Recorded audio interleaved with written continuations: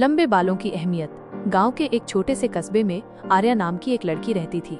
उसकी पहचान उसके घने, लंबे और खूबसूरत बालों से थी। पूरा गांव उसकी सुंदरता और बालों की देखभाल करने के तरीके की तारीफ करता था। लेकिन आर्या को लंबे बाल रखना पसंद नहीं था। उसे लगता था कि ये बस एक बेकार की परंपरा है और बाल छोटे कर लेने से कोई फर्क नहीं पड़ेगा। एक दिन उसने अपनी माँ से कहा, माँ, मैं अपने बाल कटवाना चाहती हूँ। ये बहुत झंझट का काम है। माँ ने मुस्कुराकर कहा, बेटा, पहले एक कहानी सुनो, फिर जो चाहो कर लेना। राजकुमारी की कहानी। बहुत समय पहले एक राज्य में राजकुमारी सौम्या रहती थी। उसके लंबे बाल उसकी पहचान थे। लेकिन एक दिन पड़ोसी राज्य के दुश्मनों ने हमला कर दिया। राजकुमारी को अपनी सुरक्षा के लिए भागना पड़ा। भागते भागते जब कोई रास्ता नहीं मिला तो उसने एक ऊंचे किले की दीवार से कूदने का फैसला किया। तभी उसने अपने लंबे बालों की एक मजबूत चोटी बनाई और उसे किले के खंभे से लपेटकर रस्सी की तरह इस्तेमाल किया।